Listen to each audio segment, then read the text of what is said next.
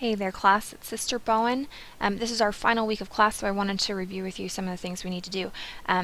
You can see, that lessons 35, 36, and 37 are due this week.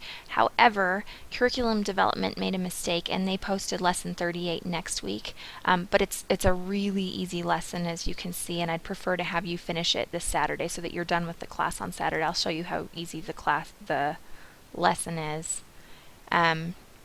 All it asks you to do is click a farewell message. So you just write a quick message to our class and complete your course evaluation.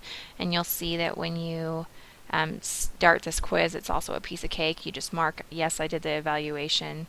And if you want to do a final comment for me, that's fine too. So I'm going to submit. It will panic because I haven't ever answered every question. And move forward. Okay, so let's go ahead and review this week again. So lesson 35 is due on Tuesday, 36 is due on Thursday, 37 due Saturday, and so is lesson 38. But of course the biggest deal in this whole week is that you've got to write this amazing researched argument and have it ready. So here is what I propose that you do. In lesson 35, you're invited to review APA formatting carefully, of course. And a couple more tips for your paper, and then you're going to post it on Research Argument Revised for your editing partner, and I'll post partners by Tuesday in your discussion board so you know whose paper you're reviewing. However, what I want you to do after that is post your paper, just send it to me via email, send it as an attachment so that I may look at it. So I want you to post that on Tuesday. I hope you're writing this in your planner, and then that way I can offer feedback for you by Thursday, and you'll have just a little bit more time to polish your paper and submit it on Saturday. There are no rewrites, no revisions, nothing. When it's done, you turn it in on Saturday and you're done. You're done with the class. So it needs to be as strong as possible, and I'm your resource. I am here all week to help you. If you have any concerns in your paper, I can make note of that and email you back and offer you some feedback. Also, when you're peer review, okay, so that's in this lesson, is that you again review APA, review just some tips. You post your paper in that revised discussion board. You can use the APA checklist, to check out your paper and all that. And then you read just a brief, really well-written piece. Okay, in lesson 36, you're then going to be reading your partner's essay, and that will be due on Thursday. So that's the biggest thing to do. Again, I would like you to use the rubric to guide your feedback. So we look at the researched argument up here in required papers, and you click on the rubric. And this talks about your focus and organization, content and argumentation, style, language editing, paper development, content, source integration, documentation. It's worth 200 points. I want you to copy this, all of it, and post it at the end of your partner's paper. And let your partner know what you think they would score at this time in each category. I think this helps us to see the forest for the trees. So you're not like, oh, this word isn't right.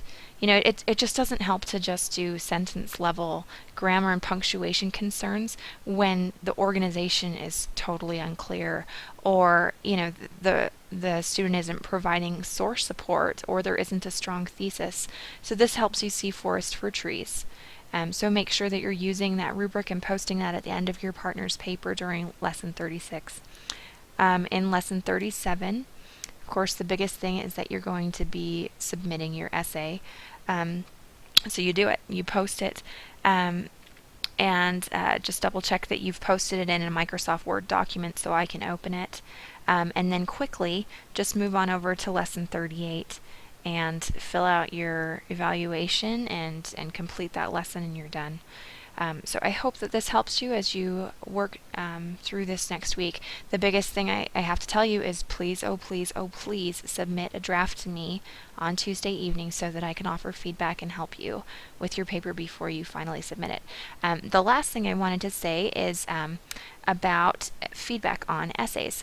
I have done screencast feedback for you for the other two essays, and I've done comments embedded on essays when you've submitted drafts in the past as well.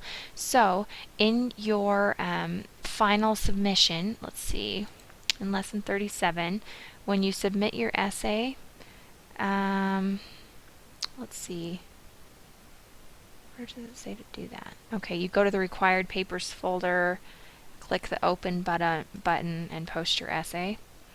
So when you do that, in your comments box, let me know what kind of feedback you'd like.